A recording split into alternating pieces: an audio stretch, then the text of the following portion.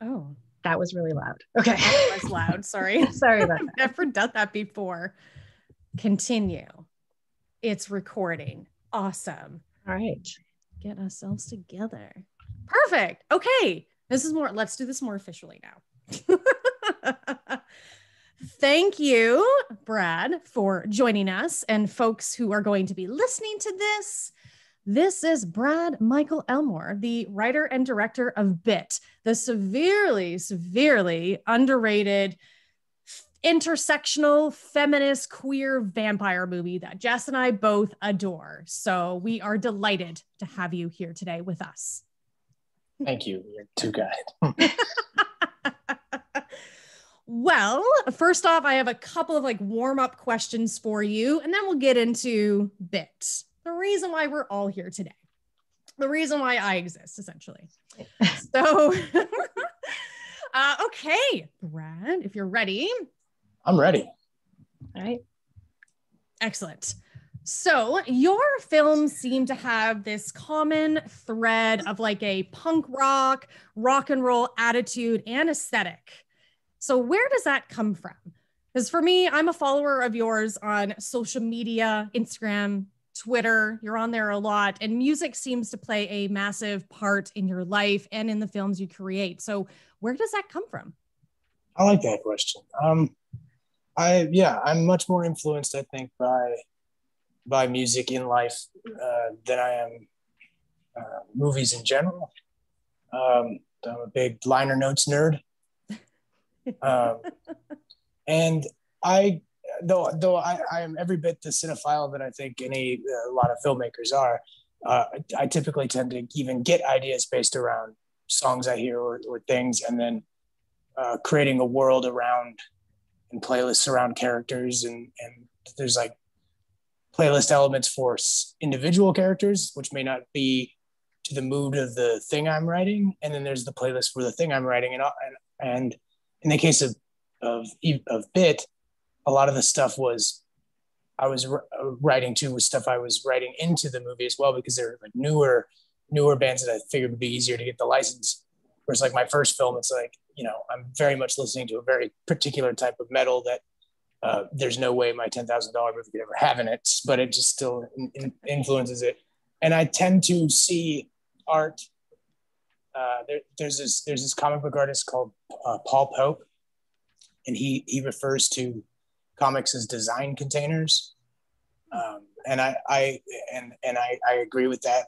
The language of the thing speaking into itself and being sort of singular, and I would say that my approach to even making movies is more like an album.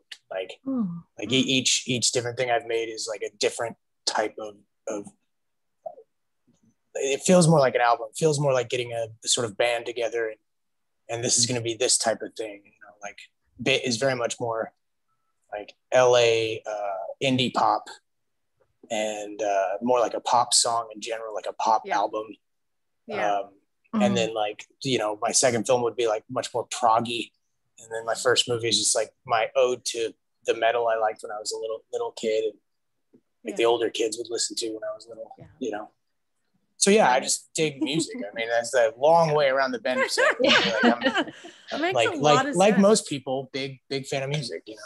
Yeah, that's fascinating. Absolutely, and how you create your film. So I guess a little quick offset of that, I'd be curious to hear what would be on your Bit playlist then. I mean, most of the stuff that was in the film was on that playlist. Estrons. Unfortunately I did not get a LA Witch, the Expats. Let's see. Oh boy. The stuff is all modern and hip. I have no idea. The Death Valley Girls, which has been I really love, who are actually in the movie, which is so cool because I saw them in 2014 at the Echo, and then writing that into the script and getting them to agree to come do it was pretty bitchin'. And then there was other stuff that was I didn't want to necessarily use in the film, but was a really big influence, Peaches. The whole character of Duke hopped in my head because of a Peaches song, the Boys Want a Beer. And a lot of her works in there. Some like 90s stuff that I like Garbage was on that playlist. Awesome. I mean, and initially in the script, even Laurel's character was going to have, as she's written before Nicole was cast, she's written much more like a Daria Morgendorffer type, like much more droll, you know, and having that much that feeling, and it just became, well, which sort of speaks to like some of the more 90s stuff I was listening to as well. And as soon as we started going into it, because we didn't have a lot of time, I became very clear that like I'd rather just embrace this sort of like, Nicole just has a certain type of exuberance, and I thought it'd be easier to embrace that than try to like move her into this other thing, and leaned into that more. But yeah, that was obviously the song Rasputin was on the playlist. I mean, and that was written into the script. That was one of two things I wrote into the script. That's like, this movie can't exist without this. Like, it just can't. Like, if we can't get this song for this thing, then there's no point in doing the thing, you know. Which it's sort of taboo. You don't want to overdo it. You don't want to like unless you're at a level where whatever you write just gets made, which I'm not. You want to be careful about what you put in to the script as like a song. Right. You want to avoid that. But in certain cases, special cases, you sort of can, like, you know, there's no rules. So it's like, no, like, okay, you're not supposed to do this, but it has to be Rasputin by Boney M, or there's no movie, you know. That's fair. Well, that's amazing that you're able to get the song in and to have that go in there. It's a great scene. Like, I remember watching it for the first time and being like, what, introduction of Lad, and all of a sudden Rasputin comes on. I was like, I am in this movie. I've already been into this movie this whole time. Now I'm just like, this is like, and the whole montage sequences, everything. I love that. So yeah, it's my favorite part of the movie. I'm really proud of it. I gotta. Sorry, go ahead. Go ahead. No, it's fine.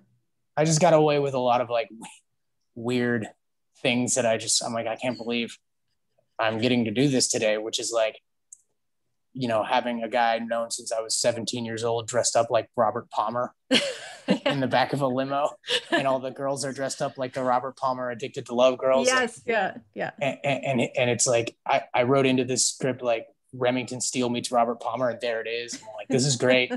And then dressing him up like Tony Manero and having him do like the most horrible disco you can imagine, and like this sort of expressionistic, silly way.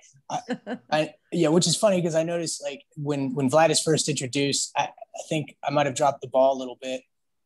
In the festival run we had, the scene, like people would eventually get on board, but there was like almost like people were afraid to laugh when he's introduced, you know. Like they didn't know if that was supposed to be funny, but by the time you get to the disco, it's like, no, this guy's ridiculous. Like you can laugh like this. Yeah. Like when there's supposed to be, he was so beautiful. And then here's this weirdo just like Cat Stevens who looks completely out of place and with his page boy haircut. Like, I mean, that's by design, you know? But yeah, like that was fun. You're so campy. I was very taken aback, but pleasantly surprised by how much I adored him. I agree. Well, it's all about that power of the vampire magnetism and stuff like that, right? That's their power. Add that onto it. Yeah. My other warm-up question is, especially now that I've seen the films that I have had access to, thank you again for that. So I find that your films portray a lot of heart at their core, with struggles with like personal identity, like family issues, romantic relationships, you know, etc. Yeah. So there's a lot of heart to it. There's a lot of heart and soul, I guess you could say. So would you consider yourself an empathetic person? Well, I try to be. I think as a creative person, I'd say that's probably the best of me, in so much as like where I can be the most empathetic. I feel really just the thing that interests me most about even writing is empathy and exploration, you know, like what, yeah, I mean, I don't know what world you live in, but it's like, it's not entirely the most fun thing to be alive, you know? So it's interesting to look at. Those are the things that interest me: regrets and best intentions, and little internecine things, and people's like small wins and big losses. Like I like that kind of stuff. That's the stuff that interests me about storytelling, doing it and watching it, you know? Yeah. So yeah, I in my actual life, am I empathetic? That's more of a process. That's more of like a constant negotiation, to not step on people's necks and figure out where you are, and like try to get better at it. You know, I mean, I think personally, I have I'm somewhat of a recovering narcissist, I guess you could say. So it's more of a negotiation in my actual life. It's much easier to process in hindsight. That's fair. Yeah. Well, it definitely, a lot of that comes through in the films, and you know, they're really wonderful, and I think you're super talented. So thank you for being here. All right. We're going to jump into Bit then, take a bite out of Bit. So prior to Bit, you had written and directed, as far as I know, as per IMDb, one feature film, I guess, with one short. I'm always confused. Like, our shorts have to be an hour and a... What's that? Sorry? I've never done a short. No, it's an hour, right? That's like the cutoff point to be considered a short. Festivals consider anything over 50 minutes to be featured. Gotcha. Okay. And it's, you know, like Kozlowski makes 48-minute, 52-minute movies. I mean, that's since my first movie is such a weird artifact made for such a small amount of money, it's like there's so much, you know, there are seams that come through when you don't have a lot of money, and there's only so much people I think would be willing to extend their time.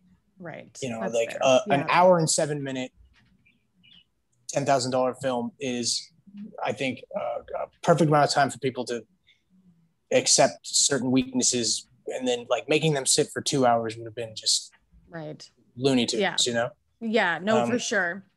No, I get that. But yeah, 2 features, a bunch of stuff that went into development that never came out, and then Bit. Bit is the first feature I made where none of my own money went into it. So it's like, I guess in some ways, my first, to some standard, real movie, you know? Right. In so much as like getting paid to make it, you know? Yeah, that's great.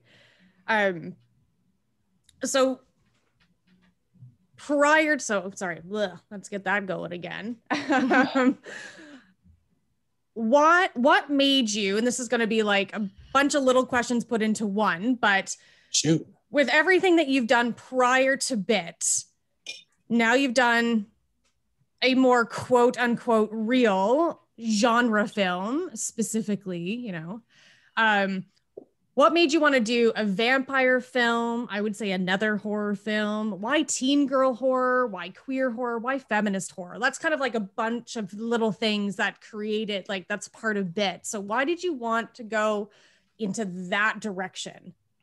So since it's a bunch of little questions and stuff, I'll try to go back and try to give this context here. Hopefully I don't bore one bit, essentially. The big thing was when I made Wolfman's Hammer, that actually hit pretty hard, in so much as like getting my name out there, harder than I thought it would for a movie on YouTube. And I had a script about a paparazzi photographer that like also did well and was repped by major studios. I was like, cool, I made it. And I did not make it at all. But I didn't know that. I wish I had known that. What I had made it into was the cycle of development, which I was sort of so naive about. And for me, time's like a big deal. Like, it is for everyone, but like at that time in my life, you know, making the Wolfman's Hammer was like a do or die situation. Like I had moved to LA when I was 18. All I want to do is make movies. By the time I'm like 23, I think I've gotten pretty good at writing. and I've, been living whatever day job I can. And I've started to get my first meetings as a writer. And then I got really sick. Like I got the type of sickness you don't wish on other people sick. Right. And it like took about 2 years out of my life, and I had to go back home. And after that, and so I was like, well, the rug could come out again. And I just have to make a movie before I mean, what's it, the clock is so ticking. I was so aware of that, like a PTSD kind of way. So I just obsessively, voraciously, worked 2 jobs, made a movie, took a year to make it, took months to edit it, got it out there. Couldn't even pay to get it into festivals. So I just threw it up on fucking YouTube. So time is the big deal. So there's more context. Have this movie, it's going through, it's got some big actors attached. It took a while to even get to that point. It's about 1.5 years. And then right when everything's about to be signed on the dotted line, it falls apart. All along that time, everybody's going, if you have any genre scripts, those are easy to get made. Do you have anything genre? Because the paparazzi script is not genre. And so after that fell apart, I was like, shit, let me write a genre thing. So I wrote Boogeyman Pop. I took that to a company. It started to go through the same fucking process of development. The same thing. I was like, no, I can't do this for another 2 years. I just can't. So I sold my car and went up to Oregon, gathered some money, got some people involved, and made a movie, kind of like I made Wolfman's Hammer, just make a movie type thing with that one. And that took years, but at least I was making something. All along that way, I developed sort of connections, as like Blumhouse picked up Boogeyman Pop and stuff like that. I developed connections.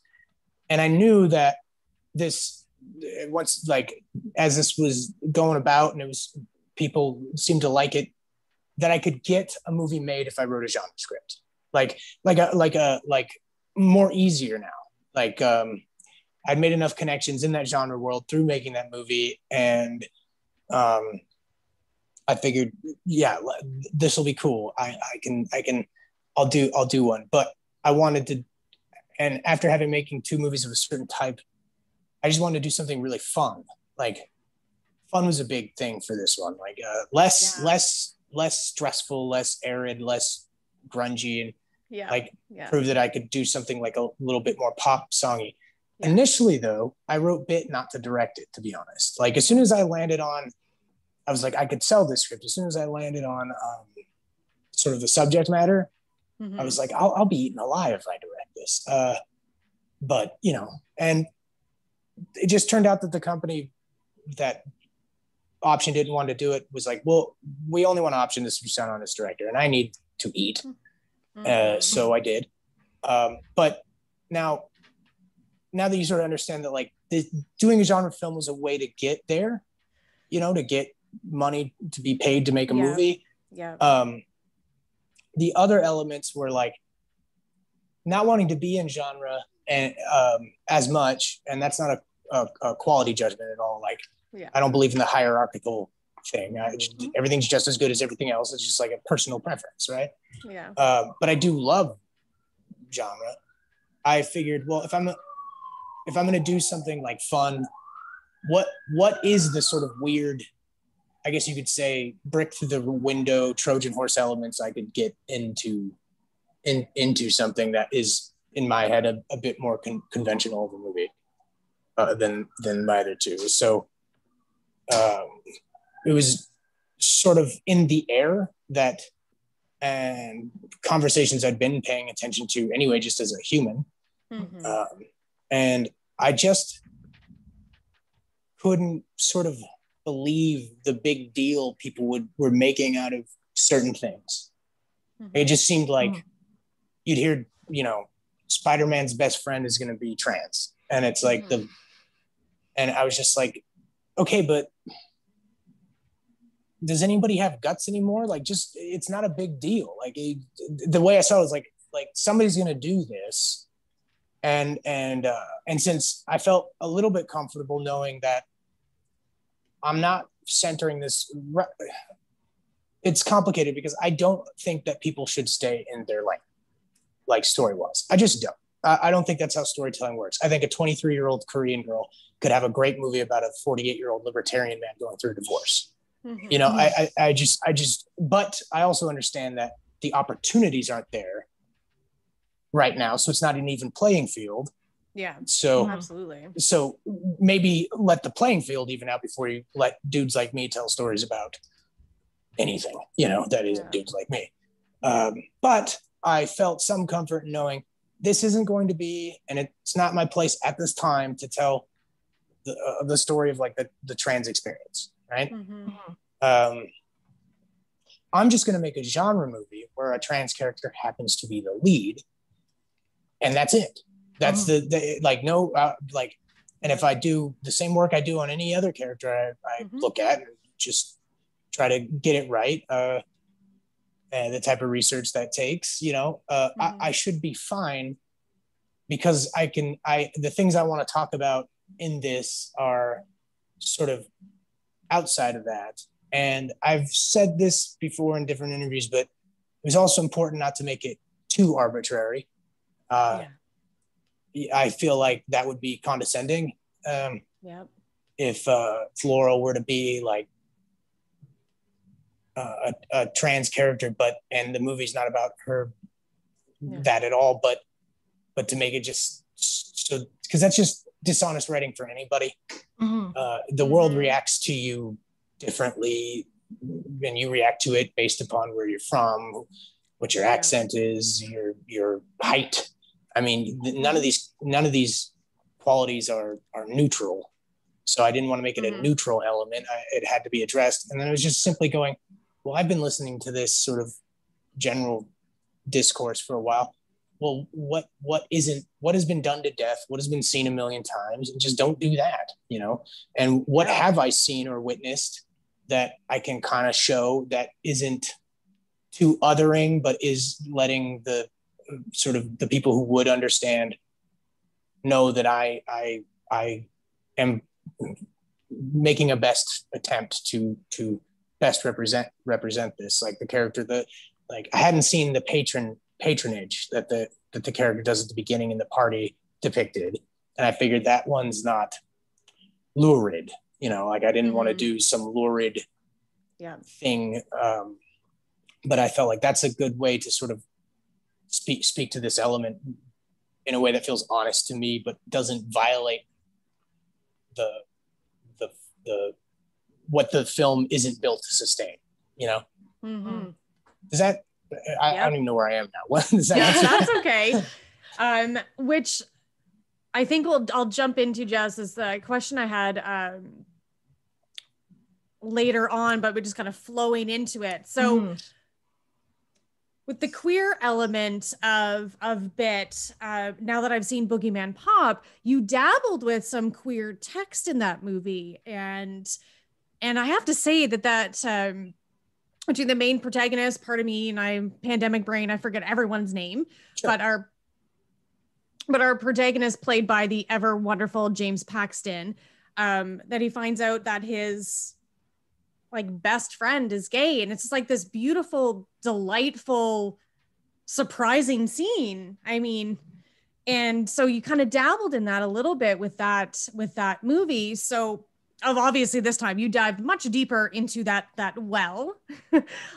And you mentioned, and I've read articles and heard interviews and stuff like that you did do a lot of research into creating queer and trans characters, like again through Laurel.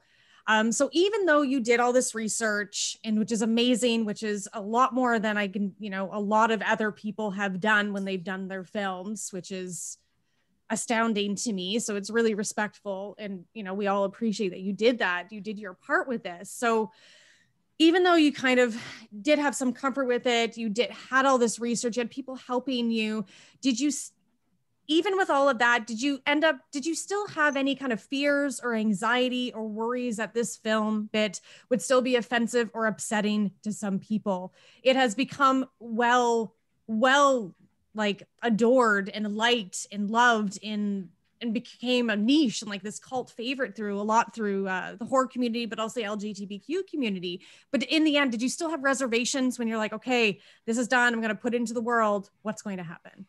Oh yeah, I was shit scared. I thought I was going to be decapitated, or like I was very nervous about it. Because you don't, though I'd had people around the movie itself when you're making it who seem to understand and be on board and give me sort of like the validation to be like, hey, no, you got it. And then the script phase that I sort of vetted it through some sensitivity readings, there was still like a lot of fear. Yeah, absolutely. I think it all went away though when the first night we played at a festival and the crowd reaction was so positive and big. It was we premiered at I believe Inside Out in Toronto. Yeah, in Toronto. And who knew? I didn't know.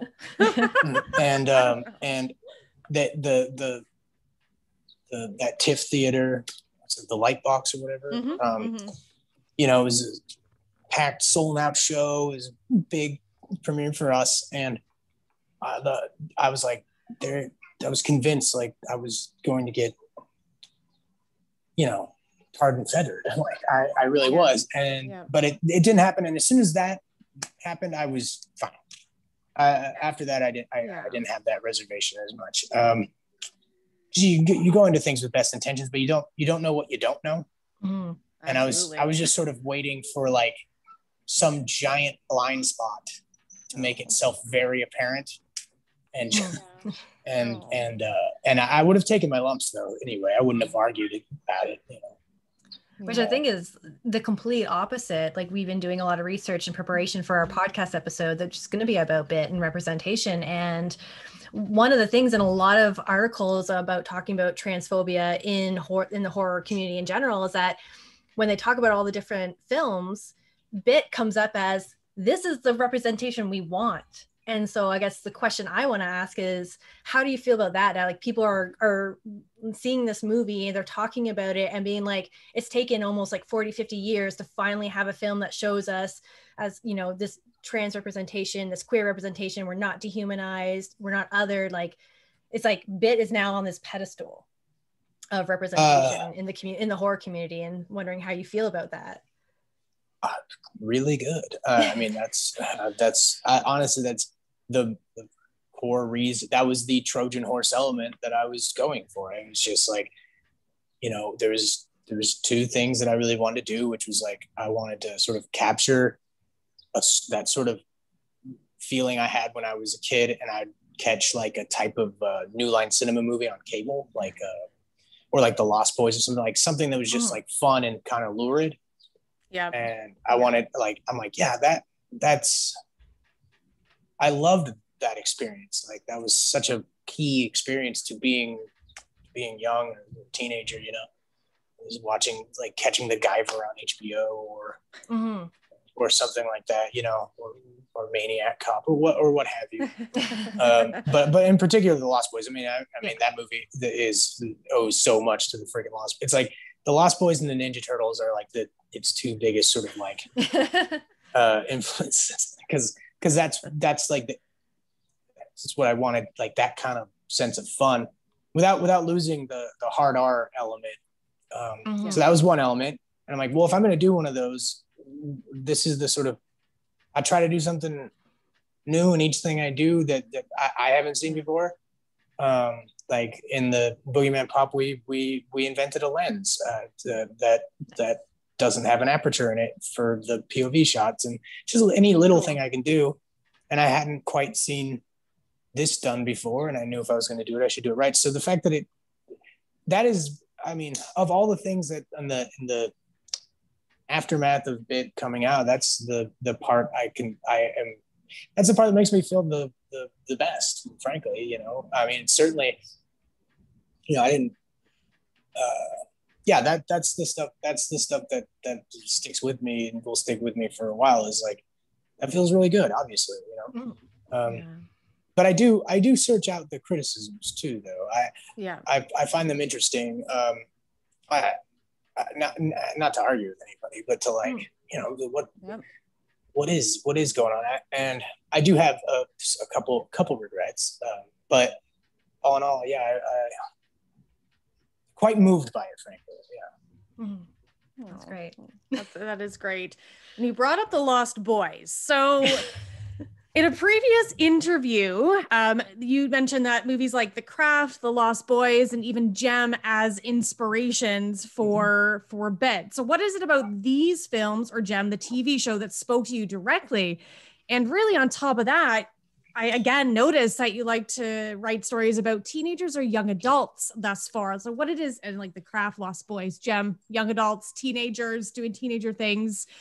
So what was it about these that really inspired you to bring it into bed, which obviously we can see. And as 30-something-year-old women, we just fucking love it because we love those movies.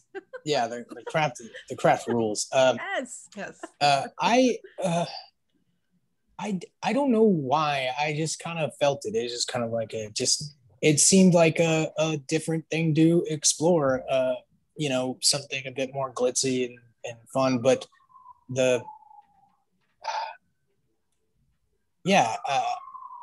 and so much as writing like teenagers, like for every script I write, most of them don't get made. So it's interesting. I just happen to have ones about, because again, genre can get money without necessarily needing a star. And so they just happen to be about younger people as the ones that get made, you know? But I do enjoy it. And I had made, when in making Boogeyman Pop, the center section of that film is centered around teenage girls. And I had such a good time doing that part. And I had such a good time writing that I was just kind of like that logical extension of like enjoying that exploration. Like, and I sort of felt like my first two movies are honest, and I wouldn't, people could find elements they might think are problematic, but I just couldn't give a shit. But I do think I was harder on women in those movies. And I don't, that's not like a mission of mine. It just was like, this is speaking to things I think are true or something. And then I was like, yeah, I enjoyed doing that. But what if I could just have a little bit more fun. Fun is just the big capital F. Fun is just the big word for wanting to do all of it. You know, I mean, it's like, I just like, I want to go hang out at the Foot Clan lair, but with like the cool, like peopled with the coolest vampire group that I can think of. Yeah. And like each one of those, each one of the little vampire squad is modeled after, not one for one by any means, but like is definitely modeled after people I've known, you know? So like any, like people who had sort of collected in my head is like, that was an interesting person, or that person had an interesting vibe. You collect a lot of those. And when I was sitting down to go, who was going to be in this group, it's just like I was like, oh, they would be perfect. They would be perfect. They would be perfect. And the other thing is like with Gem and the Holograms. And I also watched way later in the process, but I also watched the Bratz movie, which I'd never seen. I'm shocked right now. Well, Bratz, the dolls, right? They turned a movie from the dolls into Wow. Because is this a recommendation? Should I be watching this? No, not at all. But that was sort of later. That was more of a production thing. But this is a thing I've said before, and I apologize, but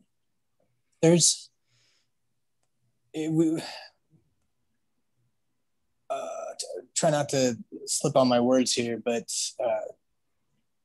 so when I talk about those movies that I think are fun, like the lurid R-rated, you know, whatnots, there is an element that they feel like they were meant to pack in teenagers, and in particular teenage boys, like those type of R-rated genre programmers. Like not saying girls are don't like them, but I feel like the coding is very clear, right? And I was like, I was trying to see if I could solve for like any decision that a 14-year-old boy would go, awesome, make the opposite decision. Like but still keep it. I didn't want it to be like nice either. I wanted to be lurid. It's like The Lost Boys is pretty lurid, you know? Oh, absolutely. And like, I didn't want to take away those elements. So I was like, how do I make, you know, even though those movies are R-rated, they're meant for teenagers. So let's be real, you know? So how do I make that the fun genre movie for what I would consider as just as an abstract, not as like a literal thing, but like as an abstract, like for like a young teen girl audience, but still have the same, just to see if I could pull that off.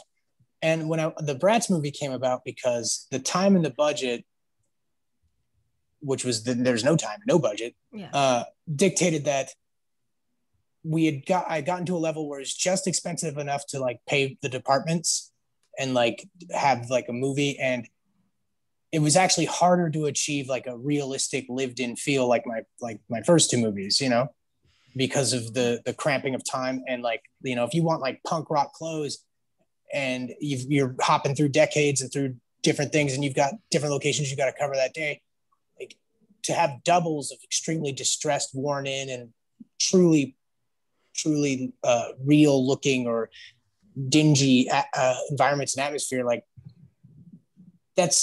I was at a budget level where that actually became harder to do. So really quickly I was like, okay, fuck it, we're just going to lean hard into artifice. Like everything will be streamlined and iconic. And so I like watched the Bratz movie and certain other things to be like, and I was like, basically I have the budget of an episode of a CW television show, less than the budget of an episode of CW television show. So I was like, how do I, okay, instead of trying to run from that, how do you make the sort of most fun, violent, and weird version of that you can, and you know, it sometimes works and sometimes it doesn't, but that was sort of like a last minute decision, you know, as we headed into doing the movie. So one of the questions I have is about around the release of the film. And one of the things is that it was so silent. It was like the silent sleeper that came out and all of a sudden it was there. And I was like, wow, where is this film? I haven't heard of this before. And we noticed that too. You do a lot of your own marketing for the film. So I was just wondering what was the story around that? Yeah, I should have gotten on that sooner. I mean, I'd left Twitter years ago and then I had to go back on after a couple months after it came out, just to like push it anyway. So we did, I'd say we did really well in festivals and we had a pretty big buzz. From our festival run the summer, 2 summers ago, right? Like great reviews across the board, really good poll quotes. Nicole won best performance at Outfest, which was great. And so it's still a small movie and it's still like a, you know, little genre film with no big stars in it. So the distributor that picked it up was going to do a limited theatrical release, and the pandemic hit, and it was just like there was no, because of that, there's no reason to market it. You know, I mean, the in their heads, I guess it's like the marketing this movie, because you're referring to like the sort of online conversation. The truth is that the distributors or Vertical at the time felt that like we're getting this on the home, since we're dumping it to VOD because it can't do theatrical. We're just going to put it out on VOD. The cost of like any sort of marketing isn't really worth it because our job is to put it on the home pages of iTunes and things like that, which they did. So it actually did well in that regard, you know, like it, but the conversation online wasn't there because of that lack of marketing. There was no Yeah, they just kind of dumped it on VOD as soon as as soon as it became clear that there was no theatrical release. Sorry, the neighbor kids are all running out in the courtyard now. Okay. Yeah, I had heard of it through, again, word of mouth. Like I remember hearing some of the buzz through the festivals and stuff like that. They're like, oh, Bit, this like intersectional feminist vampire film. And I was like, and it's called Bit? This sounds amazing. And then, you know, I'm in Canada. Apparently I missed that fucking screening. I don't know what happened.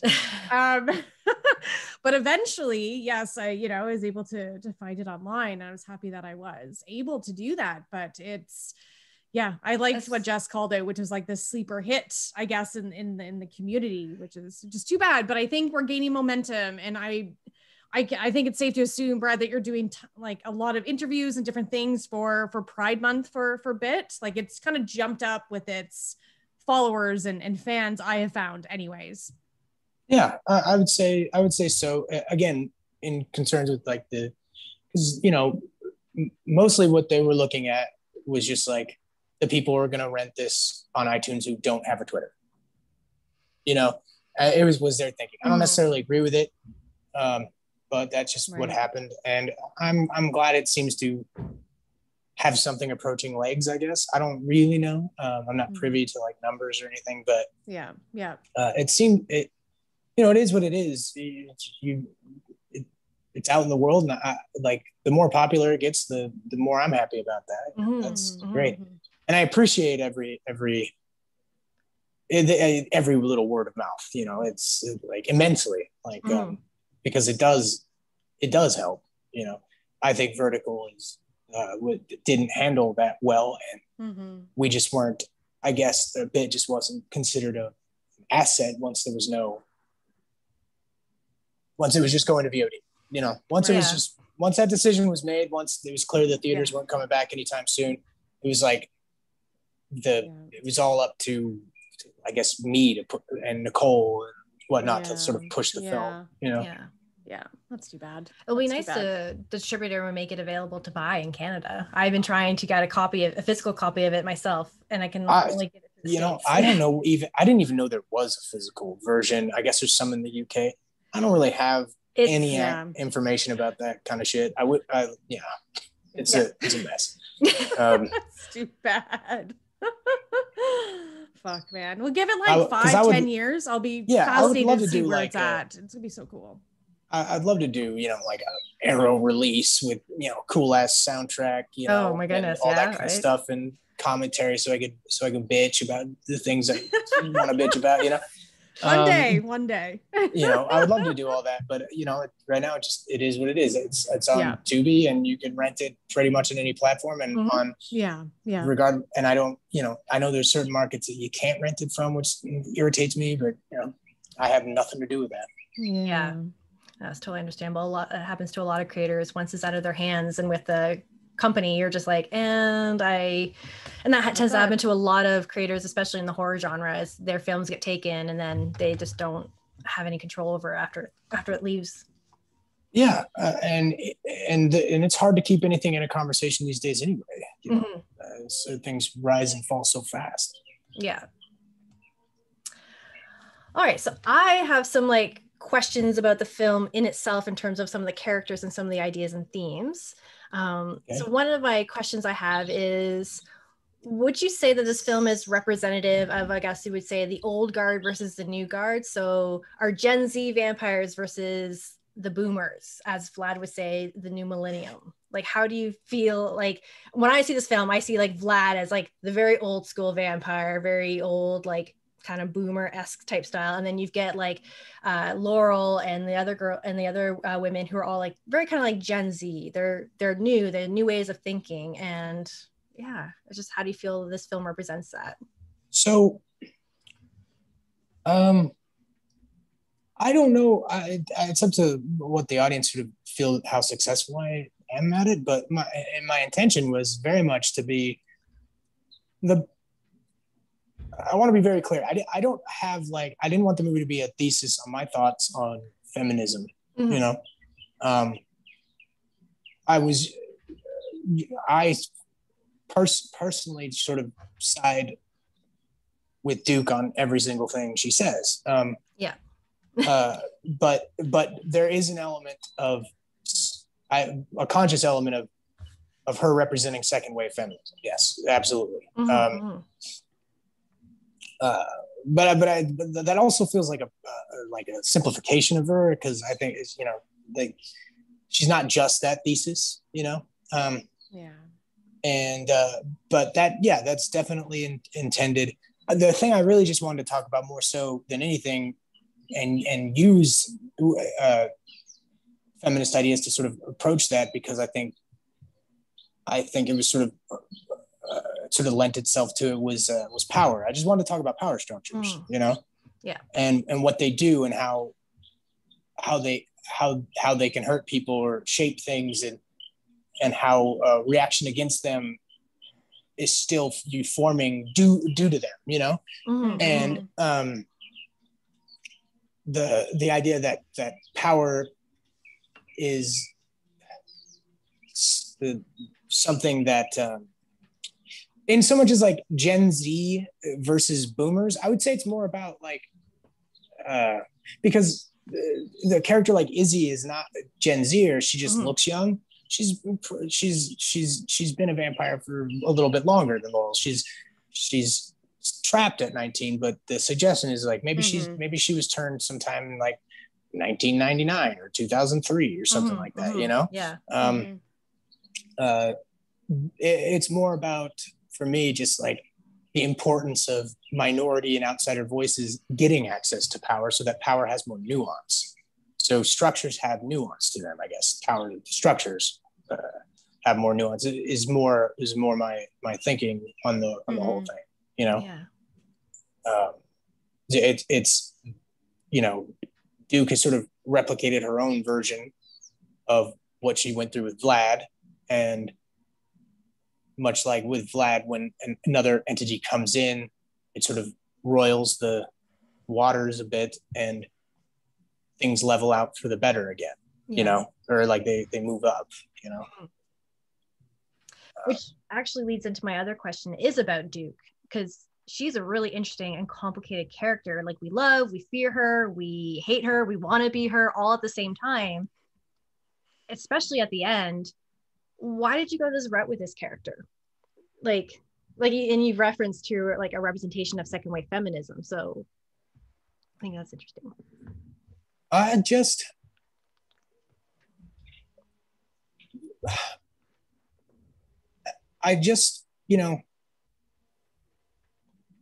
when you're like an adolescent, you want, there are certain characters when you're an adolescent that are really appealing, because they're sort of stand-ins for a type of like nihilism you feel, right?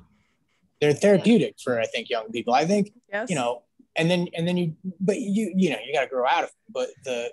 But like they do help sort of ferry you across certain years. They're the way, you're rejecting childhood, and now you think the score, and these mouthpieces come in and say this is the score, and isn't it all fucked? And you use that boat to cross, and then the problem with a lot of men is that they never get over that, and they still think they're smart deep into their 20s, talking like these characters, but they are important. And that was sort of a big deal, was to like, I wanted to make a sort of, I'd watched as like those characters had been co-opted by Reddit trolls, like your Tyler Durdens and your Jokers and your Alex DeLarges and your whatnot. So they'd been turned into Pepe the Frog, right?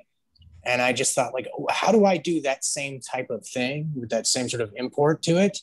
Like somebody who's just a walking break through the fucking window, who's just speaks to that same sort of therapeutic fan the flames thing. That could never be turned into Pepe the Frog. That could never be co-opted by Reddit trolls. And so that's why I went that way with the character. And another big influence on Duke is Bodhi from Point Break. And much like I think a lot of people, I get the question a lot, like, is Duke dead, or is it or that Duke becomes the bad guy? And I was like, I never really saw Duke as the bad guy. She just happens to be in the way of something at the end, and has committed act of hubris, and it's just, yeah, she's not dead. She's not dead at the end. It's this, you know, it's just this, it's a movie that can't sustain solving for everything in society. Yeah. What it can do is just tell a dramatic story and have some ideas it can talk about. And one of the things that I felt was dramatic would be these two entities coming head to head, because Laurel has a very personal connection to what she's trying to defend and who she wants to be. And Duke has got a thing that she is trying to hold on to really tightly, and neither one would give or budge on that, I don't think. So that's the point of that scene. But she's not dead. If there's ever any more bit stuff, she's gonna be back and kicking ass. Like I would never kill that character. Well, Duke is an icon, as I think you're well aware now that she has become an absolute icon, and I don't hate her, nor do I fear her. I feel like I don't know how anyone her. could hate Duke. Duke No, rules. you can't. Like you have your moment with her, you're just like, but Duke, like Laurel, like it's all cool, right? Like you don't have to hold on to that like extreme man-hating feelings. But at the same time too, though, I get where you're coming from. I get your pain, and I get why you want to protect everyone, because we do feel that as well. Yeah. And I think we come at it with, let's say, these feminist ideals and these feminist ideas, because as women, our entire fucking lives are a power struggle. So us coming at and looking at Bit from this regard, we're like, oh yeah, these are all the different things that we see, because that's how we're going to read it. You know what I mean? So, and that's such a fantastic aspect of this film, all the different ways that you can interpret it and read it. And you might relate to this character more than this character, and maybe you relate to them now. 10 years you might relate to somebody else, and it's just so fascinating that way, and that just shows good storytelling and writing. I love Duke. There's not a single thing that rolls out her mouth I don't agree with. Right. Not one. Mm-hmm. Fuck. And that was the most fun character to write. Laurel was pretty fun too. And they're all fun, but because there's the thing about Duke is like, I am a straight dude. I know what lurks in the hearts of men, you know, like the Shadow does, you know. Yes. Yeah. So I felt like I could have a character who could take to some extreme, maybe the sort of self-indictments I had about my own self, and as I've matured or grown or something. Again, you don't know what you don't know. And it was therapeutic, and to be like, yeah, this I can't half-ass it. She's got to be able to look under the rug and see all the grossness and just go, nope, call the exterminator, you know, like it's not worth, it's not to Duke, it's not worth the conversation. It's not worth the well, here's, you know, people are people, and here's the mid-ground. It's just like, my life will not be spent fixing you. I'm going to live, and if I have to stomp on you to do so, I will stomp on you to do so. And what she's giving the people around her, what she feels like she's giving, is the access for them to be who they want to be. Like, that's the power she's granting. Like, in theory, in her head, it's like, I will give you this thing that I feel allows you to shape yourself how you'd want to be shaped, because now you're unaccountable to any structure. You are now immortal. You are now untouchable. So there's no thing that can shape you but yourself, you know? And so I find her to be absolutely correct. Where she goes wrong is she has her inviolable rules and she violates them. Unfortunately, the edit as it stands doesn't quite get it across in a way that I think is clear. But the idea is that what I was striving for was that she's not like in their heads, you know, making them be her best buds. What her when she says, you know, I was just doing to help you to make it easier, should have tied into, and with a couple more things that are unfortunately missing, should have tied into the idea that Laurel and Izzy talking about how easy it seems. Like, why is it so easy to just be flippant about life like this? And that would be where Duke is sort of like running into their head and going, no, don't feel this guilt, you know, it's not worth it. And I think that's a little lost in the edit now. But so but that's sort of where it is, and it's really just something Vlad's really just trying to weaponize as well. Mm-hmm. You know, when he reveals that. Yeah. Not that answers your question. It does. Jess, I think you have one more question before we get into we have 3 social media questions from our listeners and fans. Yeah, I guess my own last question about the movie was the Andy storyline. Was there supposed to be more to it in regards to how it relates to Laurel's vampiric transformation? Because like it's there and it's important, and then it just kind of goes away. So this is sort of like my big gripe with the movie. Okay.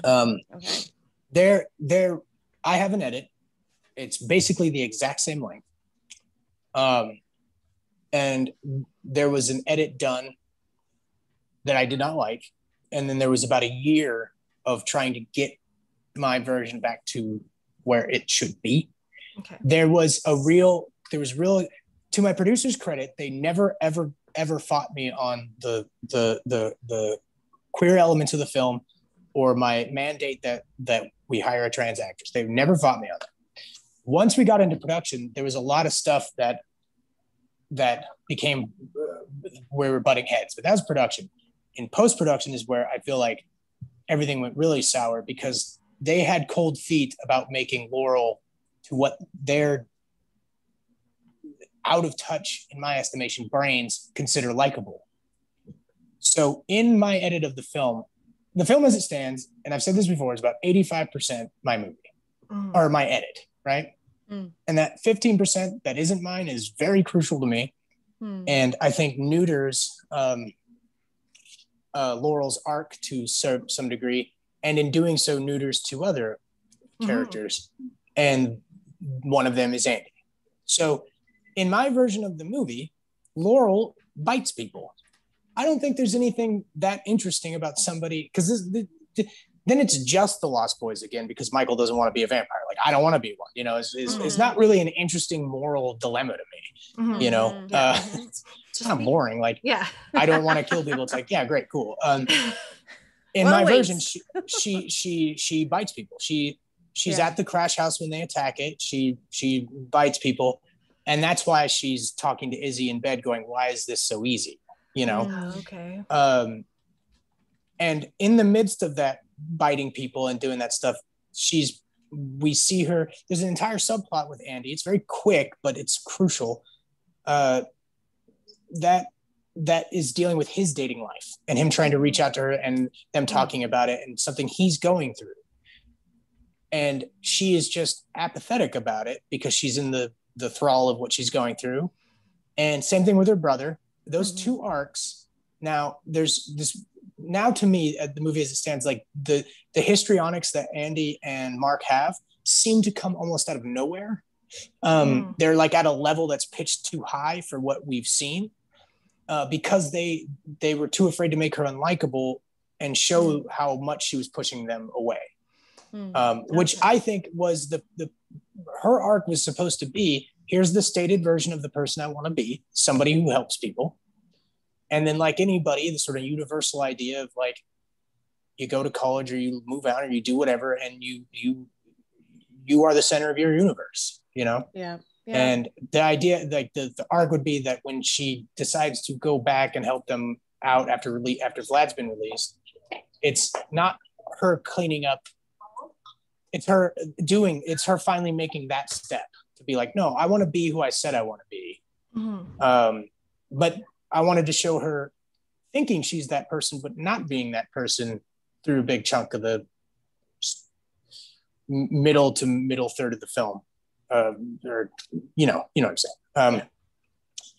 And that's been heavily mitigated. And so, yeah, those 2 characters also have been, that it sort of affected their character as well in a way that really just chaps my hide. And there's precious little I can do about it, but you know, I was happy to get it to the point it was. I mean, if y'all could see what it could have been, the edit they had that I spent a year fighting down to the wire, down to the last minute before we struck the DCP, like all the little crazy, stressful political movers just to inch it back to where it should be. That version that they had, I feel like they were trying to make it. It's like they saw the assembly, they saw my cut, and they figured, wow, this turned out well. And in their head, I think they were trying to broaden its appeal. Okay. And they figured like we could make this even more broad, and without understanding even how that works. And again, this is just my opinion. Yeah. And so in that attempt, they that is something that was cut down. And then there's a couple other elements that change. Laurel not biting people is big to me. And then there's like a couple other elements that are missing that I will harp about to the end of time. And that would be that fucking flashback. Like, why would you have a flashback of the beginning of your movie in the fucking movie? Like, they were just so scared of like letting the movie speak for itself in certain areas. Okay. Right. Yeah. There's a lot of little things. If I may, one more little thing at the very beginning of the movie, like I have a sort of a different take on that beginning. Again, there's lots of stretches of the movie that are just untouched, something that's I've done, and those some of the things that don't work are absolutely my fault. But the beginning where we see Cody and Saran, I sort of had like mine just opens on the dead body. None of the establishing shots. Dead body, and then they have the same conversation, but they cut a line because I feel like lets the audience know what they're dealing with. And when she, because that scene's so arch, it's so like heightened, it's sort of ridiculous. And she's like, okay, we need to get out of here now. And he's supposed to go, but babe, what about my band? Now that lets an audience know what this scene is. Like, yeah, it's like, oh, here's this girl giving everything over to this guy. And then right at the moment he's like got cold feet. He's like, but now I'm cool. And I have this band. Like, it's like that would have, I think, like let the audience in on what we're sort of playing with, the rules that we're sort of playing with here. And so if you kind of add just that like speaks for the macro of the whole piece. If you kind of think about it like that, there's like lots of little tiny things where it's just, I think, a misunderstanding of what makes certain things work. Or to my liking anyway. So yeah, like the opening's been futzed with, a couple shots here and there, interstitial stuff's been futzed with, but I'd say after the opening and going all the way up through the montage, it's pretty much mostly exactly what I want for the most part. Yeah. Then there's that section right after Duke does her spiel and the montage scene, and there's like that last little 2/3 of the film right before she confronts Mark that are the most messed with, and then from Mark and her confrontation up to the end, it's back to being my movie again. You know. Okay. Right. Right. Okay, so I'm sorry, long-winded. That's okay. No, that's great. That's okay. Well, maybe we'll get the Elmore cut on Arrow Video hopefully. At some point. Yes.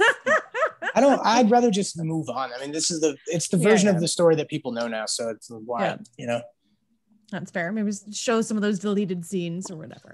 I love that line though about the band, because I'm just like, for a minute, I'm like, oh my god, that's like referencing like it's gonna be like the new Vampire Lestat. This guy is what he wants to be like. Okay, so we'll go into the social media questions, and there are a couple of them that are, I think you've essentially addressed. So if there's anything a little bit extra that you'd want to throw in, please do so. I just want to make sure the social media folks and our followers get their full questions answered. So Sam Weinman asks, so many queer folks identify personally with Laurel, which speaks to her authenticity as a character. What can you tell me about your process for writing a trans character whose experiences may differ from your own?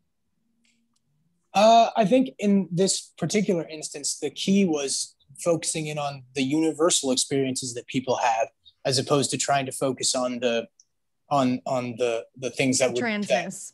Yes, like it's, and then by focusing on them, attempt to normalize them.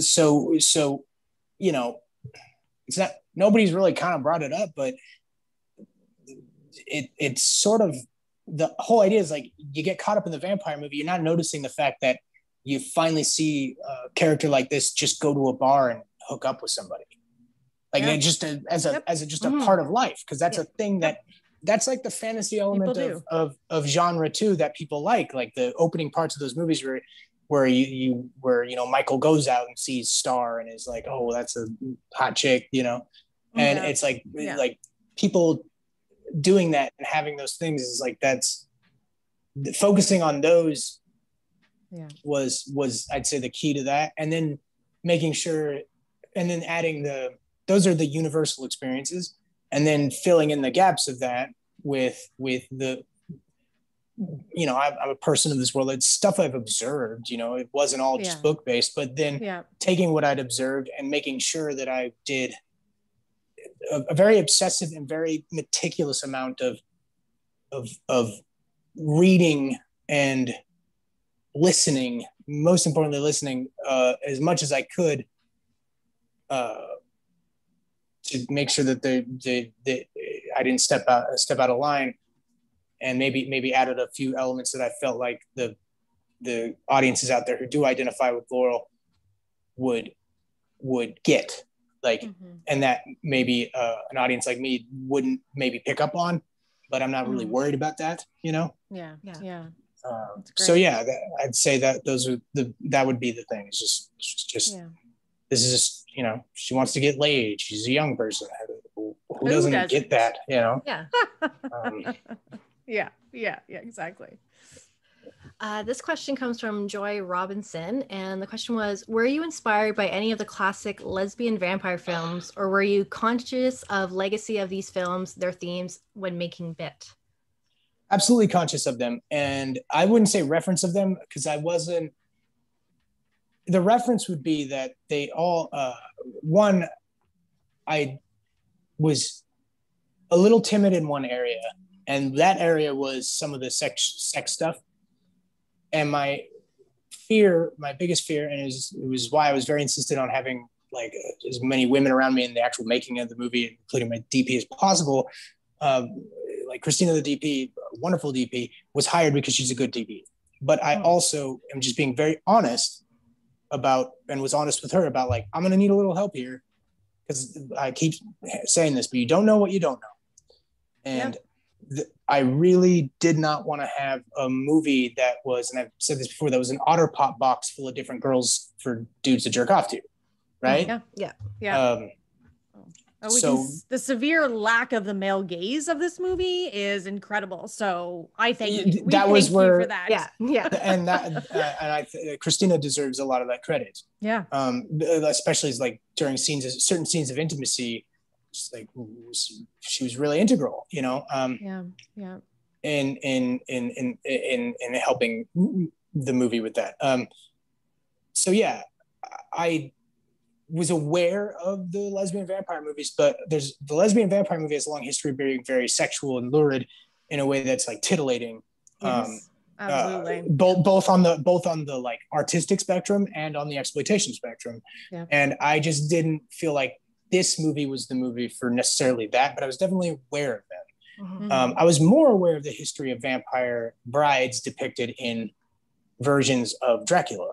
That was the big one, was just like this afterthought of like I love Francis Ford Coppola's Dracula, but it's like the romance in that movie would be stronger. It's either he's a pestilent nightmare or he's a romantic figure, right? And I feel like these two elements are at war. I still think the movie's great, but I think it's great because of the design elements, the performances, and the sort of feel of the film. Mm-hmm. But I think the movie would be stronger, and you'd buy, if you're going to cast Dracula as big romantic figure, maybe don't have women he keeps in his basement. You know what I mean? Like, and it's just such an afterthought to these versions of Dracula. Yep. That he's just got sort of like these like in the versions where he is a romantic figure, that he's just got these women that are just in the, that are just his slaves. And that was sort of like a jumping off point really for the Vlad character, was like, I just wanted, I don't know if you guys are big comic book fans, but there's a writer, Grant Morrison, and he did this run on Batman where he had every version of Batman throughout time as one, like no matter how ridiculous or campy the take, he decided to make it one man's biography. Okay. Like, how do you reconcile them all existing? Like, the Batman who ran on giant typewriter is the same one who did, and I was like, I want to do that with Dracula. Like, every version, the 20th century sort of media version, will be one man's biography, going all everything. There's little touches on every single one, from like the 70s disco Dracula that some of those exploitation films had, to the Coppola version, to the Todd Browning, to like everyone I could think of, all the way up and sort of ending at Dracula 2000 with like new metal Dracula,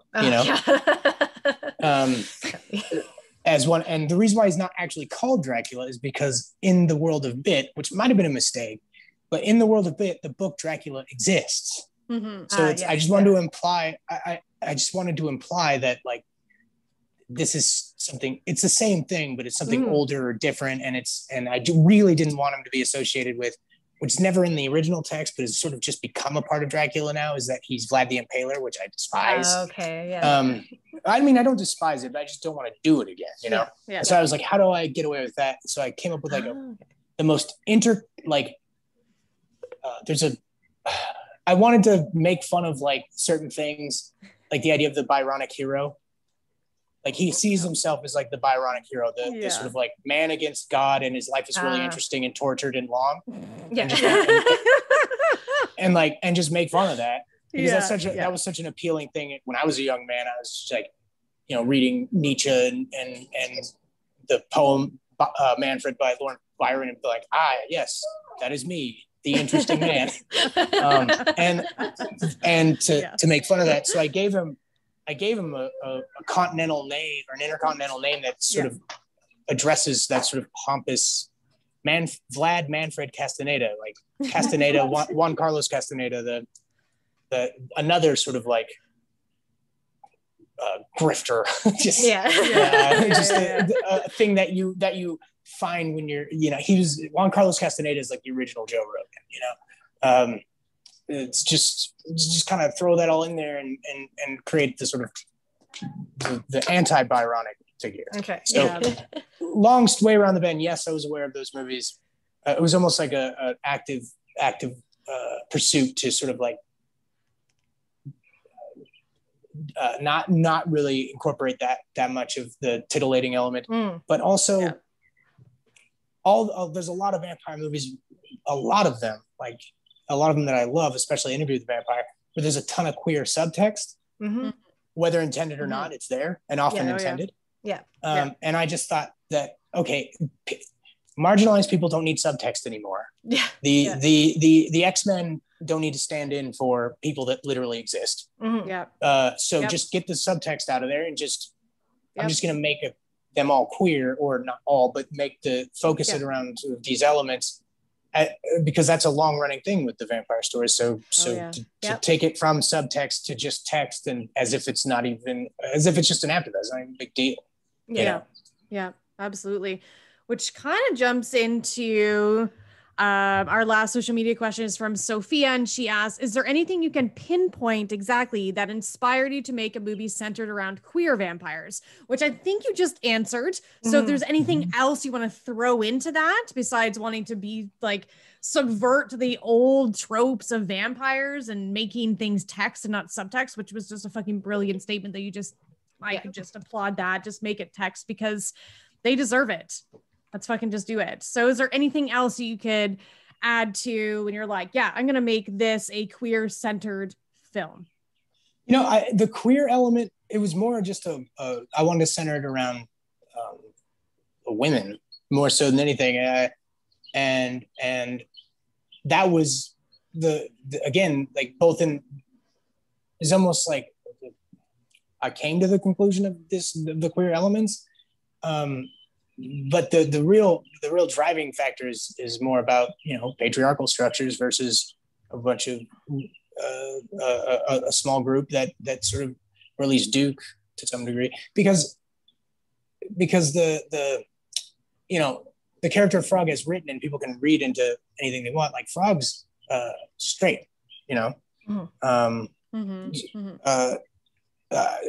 mean, there's no text that says she can't be bi, but in my head as writing her, that it was more like Duke is sort of people that she found interesting or had looked into their mind and seen something that resonated with her, that reminded her of maybe something she had. So it almost kind of accidentally became queer. It's like, to be honest, like it kind of just fell into that. And it's like, once, you know, landed on writing Laurel as the lead, and it was just like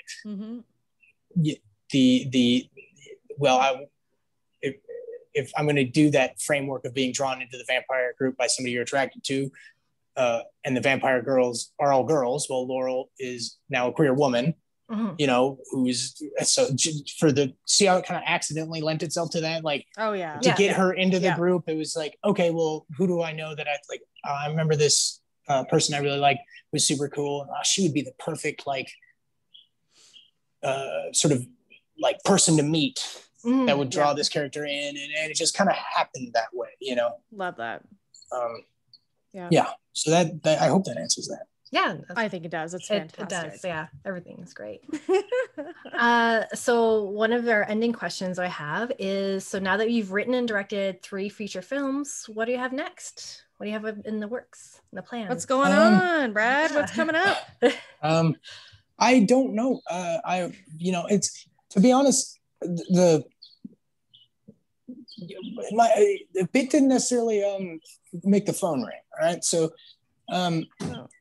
not yet, anyway. You know, yes, I do have some things, irons in fires, and I can definitely say that whatever my hope is that I can, whatever it lands on, I hope it pays me a lot of money. So that, you know, because much like anybody else, I would like to live well and take care of my family and have a good time. But so I guess the easiest way to answer that is I just don't know. Whatever gets made. It's like whatever where somebody is interested in it and wants to do it, and it's something I've written. I would say that the odds of me, I personally would like to maybe get out of genre for a film or two, and focus on things, and probably go back to more stylistically what my first 2 films were like. And as a primary focus of mine, I'm much at this time, and most of my life, more interested in examining masculinity and stuff like that, than I am necessarily, you know, the what you'd find in Bit as much, you know.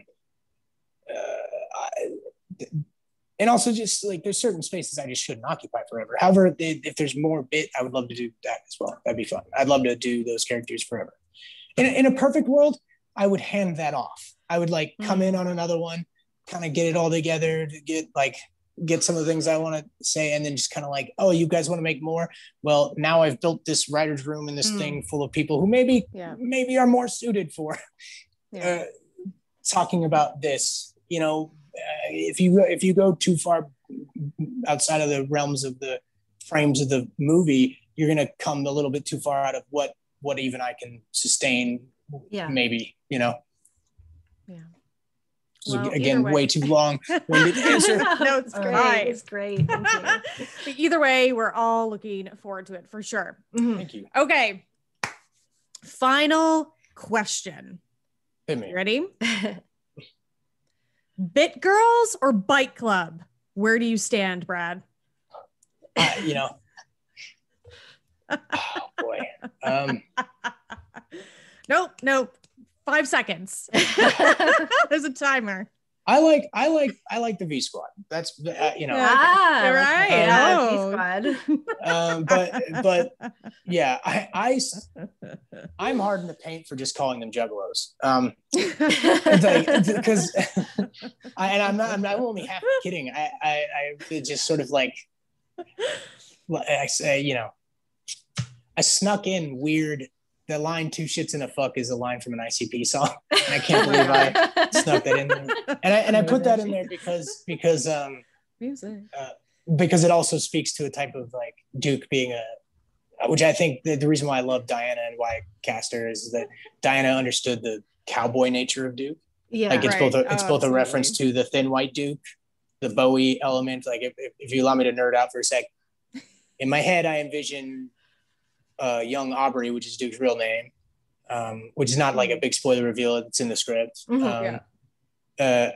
Young Aubrey being in the middle of nowhere in the Midwest and realizing there's maybe something about her that she's not supposed to be given her surroundings. Yeah. And then she sees David Bowie on TV and is like, and it just kind of changes her whole life. Like that gets broadcast in sort of like what Velvet Underground or Velvet Goldmine is about that sort of like how important that was for young people to see. Yeah. And it's sort of like that was like step one. And she began planning her escape from there. And as a teenager moved to New York to go chase that freedom. But she will always be at her core a shit kicker. She is a shit kicker, raised around shit kickers, which is, I can relate. And she understood that the Duke is both the thin white Duke, but also the Duke, the John Wayne, you know? Yeah. Okay. Yeah. Yeah. It's which is, I imagine her as a kid on her dad's lap watching those movies and going, I want to be him. Yeah. He's cool, you know? Yeah. Like, oh, that's great. And Ride Off in the Sunset with, you know, with one of those damsels, you know, is in her like 5-year-old mind, like reconciling what that was. And so she got that. And that, you know, anywho, juggalos. They're called juggalos. That's. Well, that's all of our questions. I have to. When are we releasing this? I'm terrible. We're releasing it Friday, the day of the stream. Right. Yes. Okay. So for the folks that end up listening to this before, next Friday, June 25th at 9 p.m., we have our Rainbow Railroad charity screening of BIT with Brad in attendance. So if you're listening to this, please come out. Our pre-show starts at 8:30 and then the movie starts at 9 p.m. Everything's going to go until 10:30 and beyond. And we hope we see you there. And Brad, thank you again. Thank you. Yes. This was lovely. Thank you so much. Great time. Thank you. Really appreciate it. Y'all are very nice to me and very nice to the movie, and I very appreciate it. Well, thank you for taking a risk and making it for us. Yes. Yes. I'm going to stop recording this. Okay. I'll stop recording. I'm